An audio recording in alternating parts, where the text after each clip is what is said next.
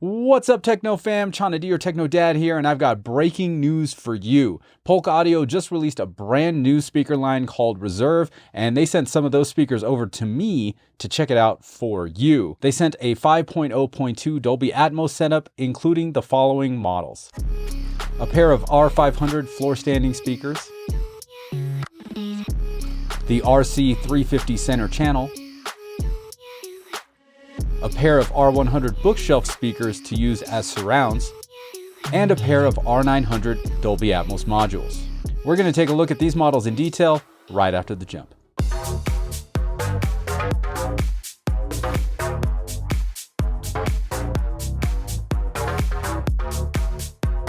And I'm back. So yeah, big thank you to Polk Audio for sending over these speakers pre-release so we can get this video out for you on day one. That's right, ladies and gentlemen, day one video. So thank you, Polk Audio. Also, big shout out and thank you to all the patrons on Patreon. Thank you guys so much. I truly appreciate it. A lot of you are enjoying the Dolby Atmos demos, so I am going to release the DTS-X and IMAX Enhanced demos as well in the following months. Just make sure you subscribe at the $5 level. So go check the link in the description and become a patron today. All right, ladies and gentlemen, let's get into the Reserve line from Polk Audio. Now, I'm not sure if you guys knew, but I think around 2019, they released the L series, the Legend series, with their L800s, their flagship. I think it's $6,000 a pair, something like that.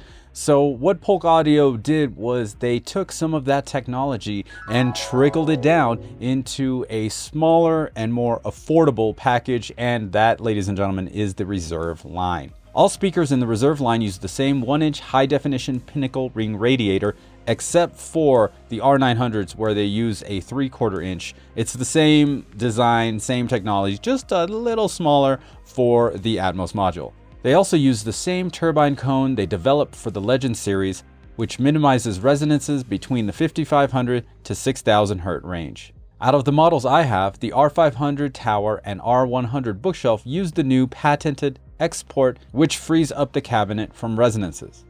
The R500 floor standing speaker retails for $5.99 each, has two 5¼ inch turbine cone drivers paired with the 1-inch ring radiator, which achieves a frequency response of 49 Hz to 36 kHz at ±3 dB.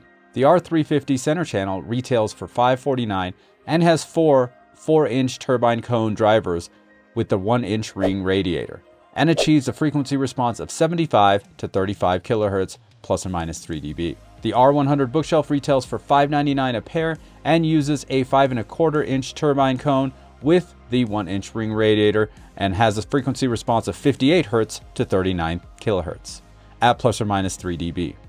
The R900 Dolby Atmos modules retail for $4.99 a pair and use a 4-inch turbine cone with a 3/4 inch ring radiator that has a frequency response of 70 Hz to 32 kHz ±3 dB when wall mounted. Yes, that's right. The R900 can be used as either an Atmos topper or a wall mounted speaker. If you decide to wall mount them, make sure you move the switch from on speaker to on wall on the back of the module. I gotta say, Polk did a great job with the fit and finish of these Atmos toppers as they fit seamlessly on top of the R500.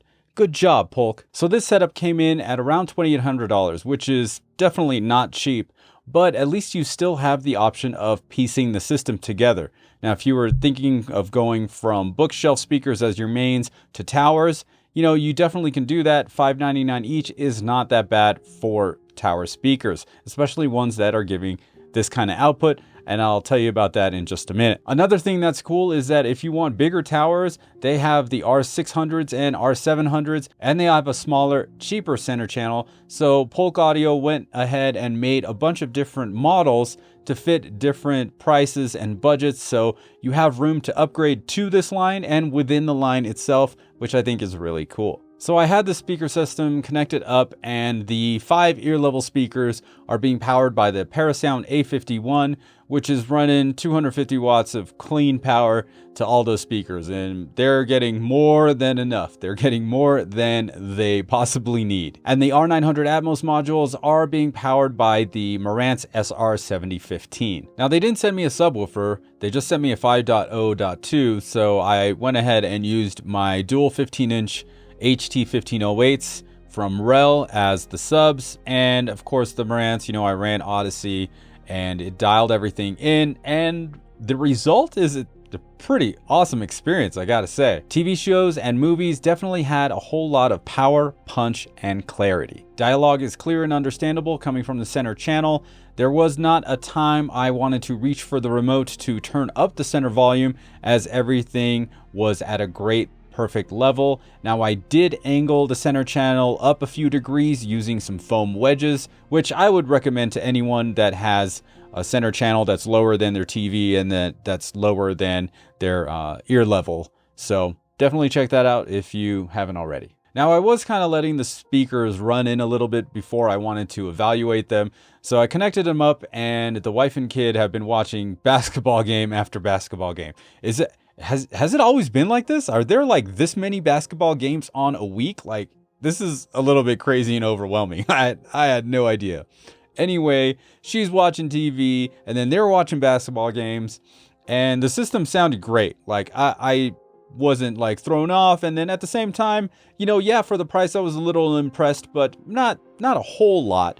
Until I went over to 2-channel listening, I actually had to go turn off my subwoofers. First, I had to make sure they were off in the Marantz settings, but then I just went ahead and just turned off the subwoofers because I kind of couldn't believe how much bass I was getting out of these R500 towers. Now, of course, I want to be careful here, and I want you guys to know that the amount of bass coming out of these towers, it's a little bit deceiving because of my room. I've heard a whole bunch of different speakers in my room, and these ones are on the bassy side, and that could just be my room. So just take that with a grain of salt. They have a lot of bass in my room. I haven't had time to actually get a proper measurement of the speakers, which I will be doing, and I'll save that for a later video.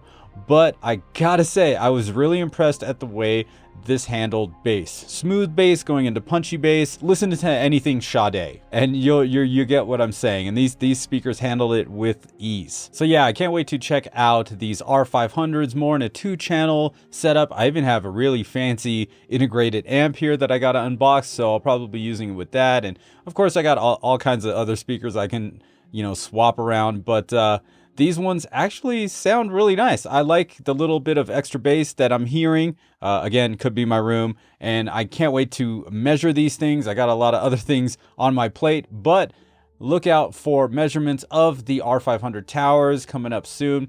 But overall, the Polk Audio Reserve line sounds really great, and they're bringing a lot of value at this price point with a lot of performance. So if you're a Polk Audio fan, or if you have a setup that's, all bookshelf and you want to start moving to towers and get yourself something that's a matching for, a surround sound with Atmos, definitely check out the Polk Audio Reserve lineup. I'll put some links down in the description, so make sure you check out the description box. And if you guys have any questions for me about this or anything else, let me know down in the comments below, or hit me up on social or email, whichever you like to use. Again, big shout out to Polk Audio for sending this stuff over for me to check out. Thank you guys so much. And that's it for this video. Go ahead, smash that like button, and don't forget to subscribe to my channel using the button in the middle of your screen. Once again, my name is Chana D. I'm your Techno Dad, and I'll see you next time.